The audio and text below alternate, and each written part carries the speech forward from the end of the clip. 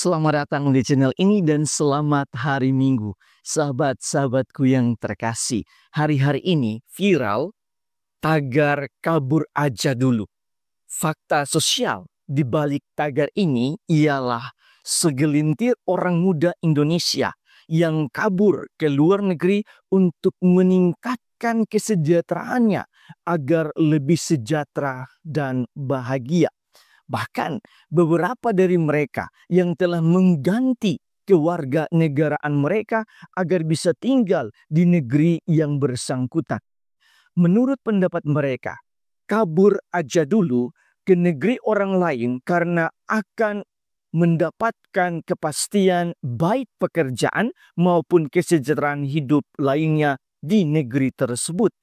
Mereka berpendapat bahwa di Indonesia lapangan kerja sedikit, belum lagi disertai dengan berbagai persyaratan yang kurang masuk akal. Misalnya memiliki gaji yang tidak seberapa dibandingkan dengan biaya kuliah yang sudah dikeluarkan. Dan juga ada sistem orang dalam atau ordal yang memperburuk sistem seleksi kerja di Indonesia. Fakta ini hendak menggambarkan bahwa manusia selalu mencari perlindungan untuk kesejahteraan hidup mereka. Juga mereka yang kabur aja dulu ke luar negeri hendak memperlihatkan salah satu kecenderungan manusia ialah manusia sangat percaya dan mengandalkan kemampuan atau skill atau kualitas dirinya dalam mencari kesejahteraan hidupnya.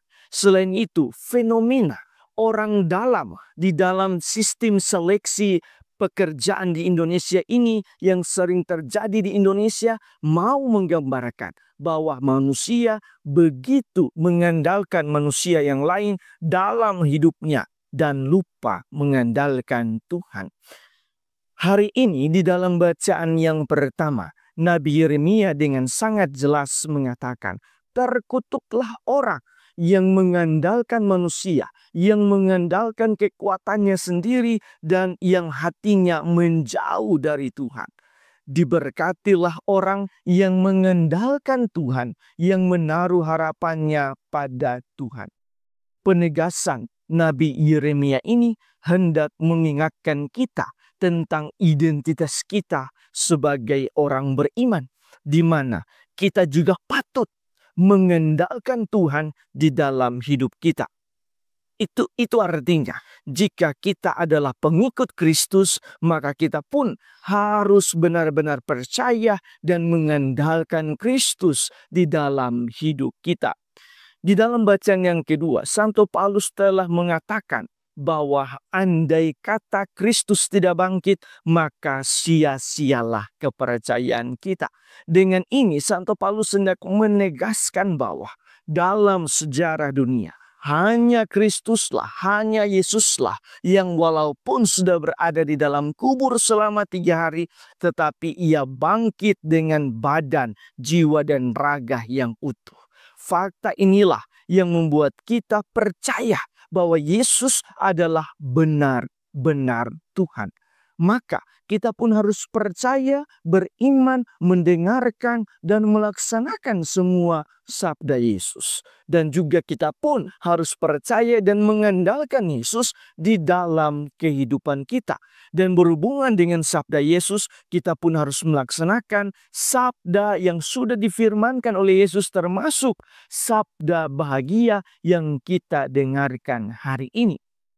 Inti dari sabda bahagia Yesus ialah seperti apa yang ditekankan oleh Nabi Yeremia di dalam bacaan yang pertama, yaitu celakalah mereka yang mengandalkan diri dan manusia lain, dan berbahagialah mereka yang senantiasa mengandalkan Tuhan. Sahabat-sahabatku yang terkasih, berdasarkan bacaan-bacaan hari ini, marilah kita merenungkan sejumlah remah permenungan. Pertama, di dalam bacaan pertama dan bacaan Injil, Nabi Yeremia dan Yesus menegaskan hal yang kurang lebih sama, yaitu celakalah mereka yang mengandalkan manusia, baik dirinya sendiri maupun orang lain, dan berbahagialah mereka yang mengandalkan Tuhan. Sabda-sabda ini hendak menegaskan bahwa jika manusia selalu mengandalkan dirinya maupun manusia lain, maka akibatnya ialah ia akan jatuh dalam kesombongan, jatuh di dalam keegoisan, dan jatuh dalam ketamakan. Manusia hanya memikirkan dirinya sendiri tanpa memikirkan orang lain. Manusia juga akan begitu mendewakan dirinya sendiri dan segala hartanya, dan konsekuensinya Tuhan yang adalah penciptanya dilupakan. Karena itu yang paling penting di dalam hidup ini ialah kita senantiasa mengandalkan Tuhan, sehingga kita akan lebih rendah hati, penuh cinta, dan semakin peduli dengan orang lain. Kedua, di dalam bacaan yang pertama, Nabi Yeremia menekankan bahwa orang yang mengandalkan manusia seperti semak bulus di padang belantara. Ia seperti berada di tanah gersang di padang gurun, sebab orang-orang seperti ini karena ego yang tinggi, mereka akan terbebani dengan ambisi-ambisi dan ketamakan mereka. Mereka akan terbebani dengan keegoisan mereka, sehingga hidup mereka akan begitu tidak nyaman. Mereka akan mengalami stres dan penuh dengan emosi-emosi negatif lainnya di dalam diri mereka.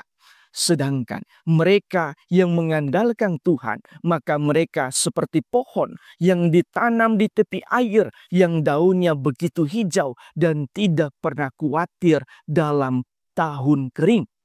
Mengapa? Karena mereka sangat percaya pada Allah yang adalah pengharapan yang tidak mengecewakan.